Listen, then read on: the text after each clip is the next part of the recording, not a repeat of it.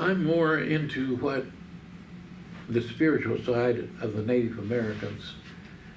I read a lot, and I've had instruction by people who do those things. And I've been to sacred places. I've been to Bear Butte, which is a sacred mountain of the Lakota and the Northern Cheyenne. I've been there. I went through Vision Quest. It takes 4 years to do that. And they put me up on that mountain, that sacred mountain, all night. It's by myself.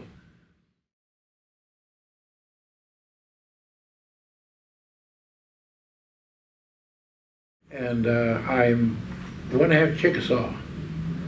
The other half is Spanish.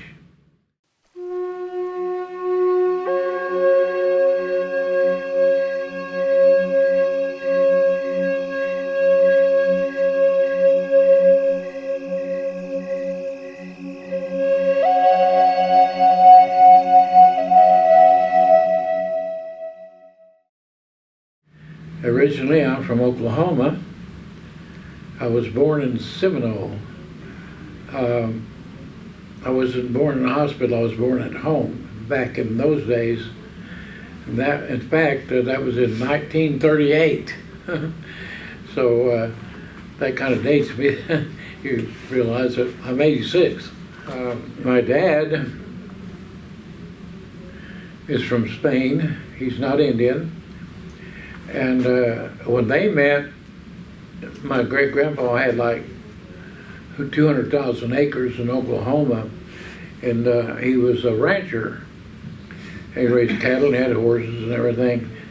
And that's how my mom met my dad. He came looking for a job, and they were looking for a foreman. And so he rode in, and then back then they was riding on horses and carrying guns on their hips as regular cowboys. And that's how he met my mom. I went to government schools. I wasn't raised traditionally at home. I was gone. They put me in government schools down in Ardmore, Oklahoma, which is down close to Texas, when I was in the 7th grade. And I didn't understand why. And they said, you can drop me off there, and said, this is where you'll stay till the end of the year. And they went home. They took off, and I didn't like it, so I started hitchhiking, practically beat them home. When they got home, I was there, and they said, okay, we're going to tell you why. We're having financial problems, and your brother's going to go to another school, and we'll bring him home. But until we get financially stable, you boys will have to go to government schools. So now I understood. And my freshman year, I went to Haskell Institute at that time, which is in Lawrence, Kansas. And I stayed up there for 4 years. And then I went into the military, went to join the Army. I was sent to Germany first, and I was over there 2 years, and then General Westmoreland was in charge of the USAROC control area at that time. So he asked us if I've got a place to go. If you guys, there's anyone here who's got 3 more years to go, come with me. In 6 months you can go home with an honorable discharge. And those that have 2 years, you can gyro back in 6 months. So anybody want to go? Naturally, it sounded good to us. 6 months, we get 3 years, yeah. So we 3 of us raised our hand, well, 5 of us really. And he said, oh, by the way, you get foxhole pay too. We said, foxhole pay? Where are we going? He says, we're going to Vietnam, 1966. And we said, okay, well, go find out what it's all about. We found out. So I went there. I was in the Army for 6 years, 8 months, 12 days. Then I came back to Oklahoma. So I got back home and walked up, knocked on the door, and mother answered the door, and she fainted. I said, I picked her up and everything. I said, what's wrong? She said, I thought you were dead. I said, why? She said, well, I hadn't heard from you in 6 years. I said, yeah, I know. They wouldn't let me write where I was at.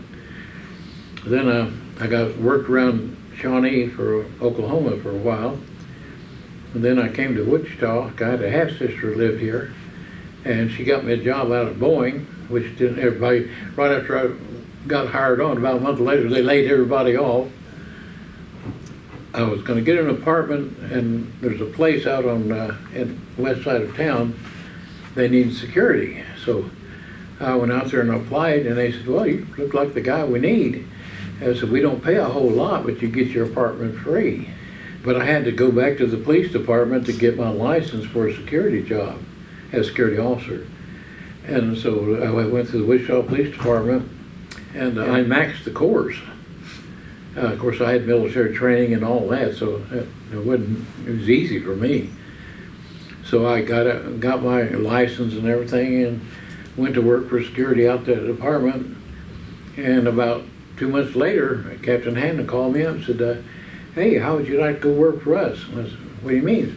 He said, would you like to be a cop, Wichita Police Department? I said, okay, yeah, I can do that because I can take another job anyway. I said, sure. And that's how I became a Wichita police officer. That's one of the reasons I became a cop, because I'm going to make a difference. Yeah, 3 years with Wichita Police Department under. Then I went worked an accident involving the sheriff. He was looking at me while I was working the accident, the paperwork and everything. I had him filling out my van. He says, by the way, officer, he said, you look pretty sharp in that uniform. And he says, I like the way you're doing this job. He says, I need people like that. He says, I need investigators. We don't have any. He said, how would you like to go to work for me? And that's why I went to the sheriff's office. And how long were you at the sheriff's? 21 years. 22.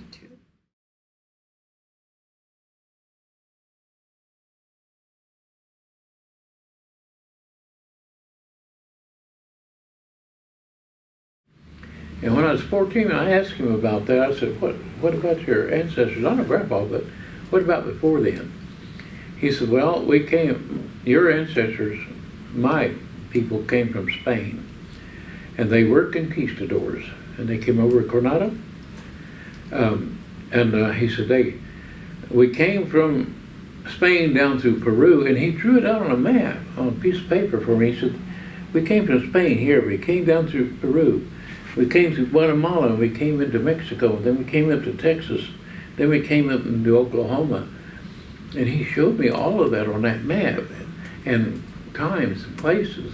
And that's the first time I saw a coat of arms of the Rivas people, my family. And I said, I told her, I said, do you know you're married to royalty? Sure. So they sent me a list on how and who came from Spain to here. And the list that they showed, as they wrote it out, how they came, was exactly like my daddy told me years and years before. And I don't know that much about my ancestors. I know there is a castle in Spain. It's somewhere up in the mountains of Cordoba, and it's up by a river, because that's where the name came from, Rivas, because of the river.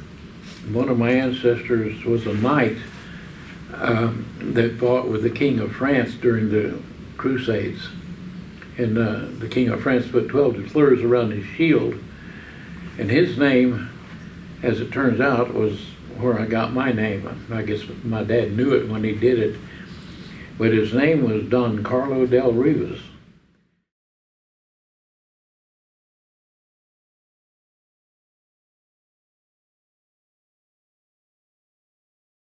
To make a long story short, I took a prisoner, me and a reserve officer, way up toward the Colorado line and put him in prison. We had him in a patrol car, a marked unit. There was a man out on the highway, probably 5 o'clock in the morning, way out in the middle of nowhere. Closest town was 16 miles back that we came through. And he stopped us running out on the highway. And I told my reserve, I said, take your weapon out of your holster. If he's going to try to break this man out, we're going to shoot him. I said, because we're not going to let him take him. He said, okay. This guy come running up and said, officer, can you help me? I said, what's wrong? He says, my baby is dying. I said, yeah, is it a baby? He says, but he says, see, my car is broke down. I was trying to get him to the hospital. There's water into that car. So halfway I'm thinking he's telling the truth. I said, let me see the baby. He ran back to the car, to reached inside the car, and I told my reserve, I said, take your gun out of your holster, hold it down. If he comes up with a shotgun, we're gonna kill him.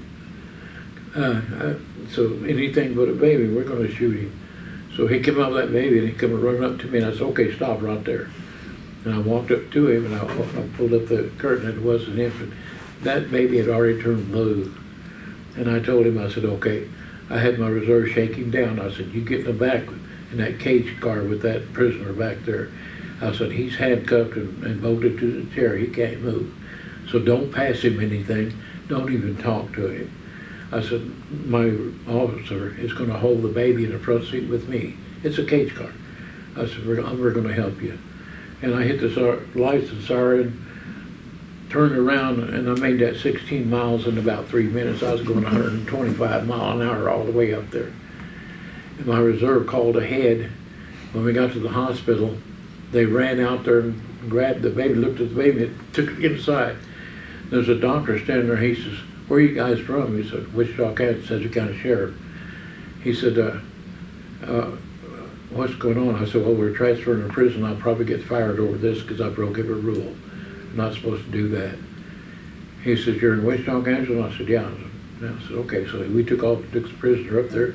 On the way back to Wichita, I told my reserve officer, I said, when we get back, they're going to take us in front of the captain. I said, you let me do all the talking. I'm the senior officer. You had to do what I told you to do. And I said, I broke the rules, not you. So we got back, sure enough, the sergeant met me down there. He said, come on, Chuck. He said, you too, Holtz. We're coming up to see the sheriff. He wants to talk to you right now. And the captain and lieutenant come down, and we went up there. And the sheriff was sitting behind his desk, and his son was frowning at me when I walked in. And I knew he was going to fire me. So I just took my badge off my chest, and I put it on the desk, took my gun out, put it up there, and said, there it is. I said, no, I broke every rule. And I said, you're probably going to fire me. I said, well, I'll tell you this. I was looking for a job when I found this. I can find another job, but I cannot bring that baby back. Once he's gone, that's it. And I would do it again to save his life. And the sheriff said, you know what? We're not going to fire you, we're going to give you a promotion. And it went to one of the other officers, put it in the paper. It went all over the paper, and that's what the clipping. What happened with the baby? Now that is what's interesting. I don't know what that baby's name was. The father had some contact with me, and it didn't matter. Somewhere there's a young man walking around that's alive today because a cop saved his life. And God and I know, and that's all that I need to know. Oh my heavens. That's good for me. That's wonderful. What happened was the doctor called down to Wichita and told them what had happened and said that baby wouldn't have lived had he not done that. So the news beat him back to town, and that's why they were waiting for him, not for what he thought. Yeah, 5 doctors and 10 nurses called. All of them just start calling.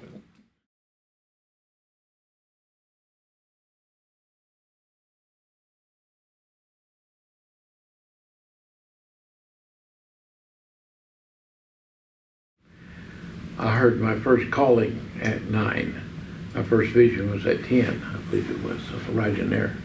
And it happened in the field down in Oklahoma. But I got to reading about what the elders were saying. And I realized there's so much knowledge in what they say. And nothing is written down. It's word of mouth. And I got to think, well, it's a shame that all that's going away. Nobody is continuing that on. There should be someone somewhere that can sit down and listen. This is what my grandfather told me. It's like when at the Indian Center, you probably saw that, where they asked, I think his name was Crowfoot, and I think he was a northern tribe. But they asked him, what is the meaning of life? Why am I here? And he was an elder at the time.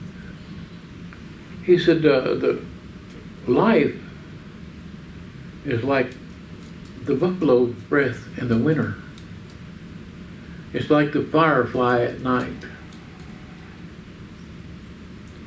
It's like that little shadow that goes through the valley and disappears into the sunset. That is life. they said, what does that mean? And he said, it means your time on this earth is not very long. It's very short. So look at the little spirits. Look at the little animals. Look at the birds. Look at the flowers. Feel the wind. Know that Grandfather is here and he knows who you are. They asked me, what do you think? I said, listen to the wind. Now this is me talking, not somebody else. I'm not quoting somebody else. Because I tell them, I said, you listen to the wind, because there's 1,000 stories in that wind. Go to the trees and watch the wind in the trees, because the trees know the truth, will tell you the truth. Go to the mountains, because the mountains have seen the truth. Go over that mountain and see what's on the other side. Because I've been there and I know what's on the other side. One of my adopted sons is very ill. He's up in Montana. He's Dakota. He told me, he said, Dad, he says, I think I'm going to go. He said, but I've seen that river. He said, I'm ready to cross. He said, I hear Grandpa and my dad and Mom talking in the kitchen, and they're not there. He said, it's getting close, but I'm ready. And I told him, I said, son, you listen. Go to that valley where the grass is green and soft. Look at those flowers. You'll see multiple colors, beautiful colors. Smell the aroma of those flowers. Enjoy that soft wind that caresses you when you're sitting there in the shade. And just relax, son. It's going to be okay. An easy way home.